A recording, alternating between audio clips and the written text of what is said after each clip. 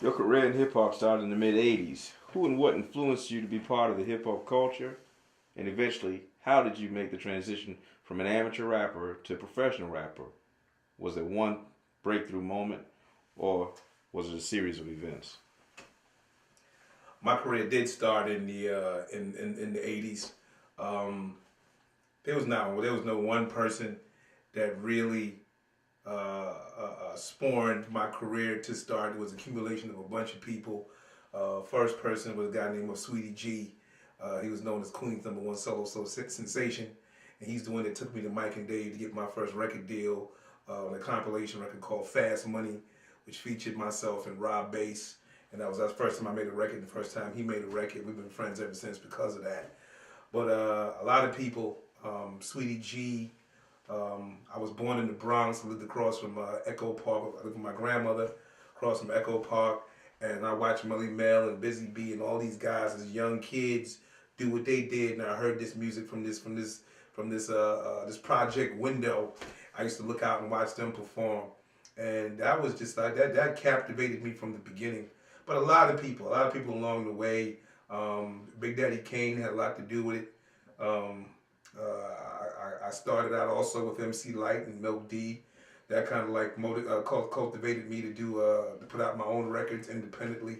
So it was more than just one person or one moment. It was a lot of things that made Positve K who he is today. And I'm just thankful for all the steps and the people that I met along the way. And I'm glad to be here on Yaheard.com. You heard? Was Professor X your first manager? And if so, how did he come to be that? The guy, my first manager, is so funny.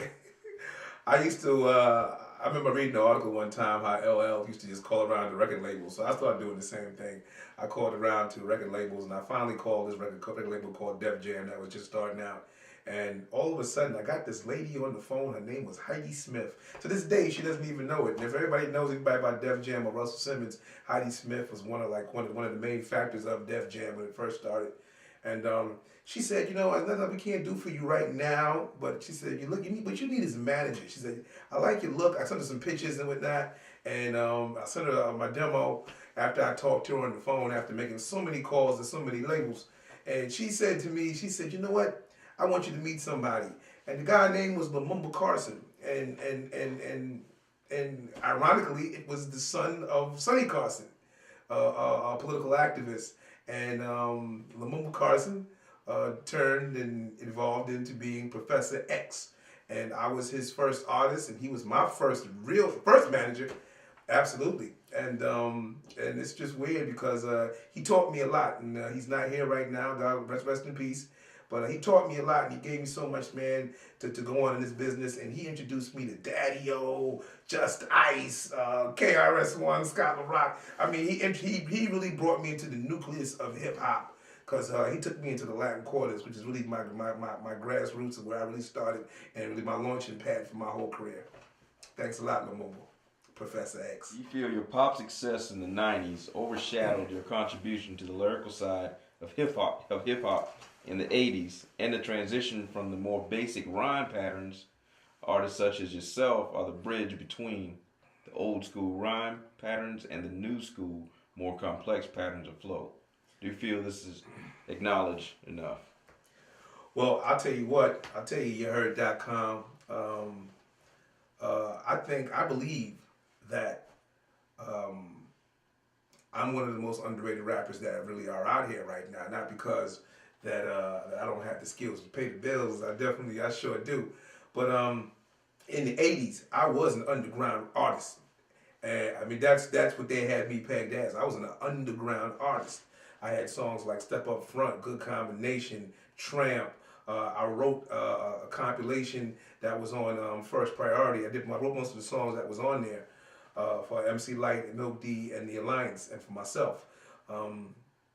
I was known as that guy that get in those ciphers and in that stage, and I was that guy that would rhyme all day. That was my thing, and it was so weird that when I did the Skillz to Pay the Bills album, I Got a Man, and that song was so different than everything on the album, and it just took off, and it had so much big pop success. it kind of overshadowed what I was known to be on the street. So when people would see me perform live, they would say, I didn't know, I just didn't know. And a lot of rappers would be like, well, I'm not going on before Positve K. Positve K will go on before us. And it used to be so funny because I used to go on before groups and and who were hard, and after I performed, they were like, yo, we don't want to do that again.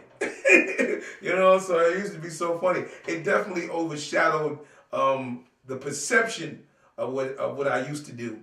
But I love the pop success because it took me in different places that a lot of rappers never went.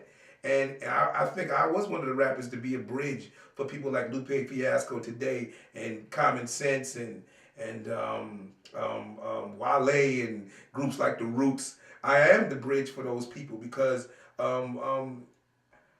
I did the underground stuff, and then I did the upstairs stuff, and then I took it to that pop audience, and I made them accept it both ways. They were like, "Oh, this is incredible." They love the texture of what I did, So I believe I am a bridge, and I believe my pop success overshadowed the reputation that I built in the 80s as being an underground, or just being a freestyle rapper, or just being a person who had lyrical skills, like a G-Rap or a KRS-One at the time. Pop success did overshadow that, and I think people kind of forget that, but when they still see me perform, they're like, yo, I just didn't know.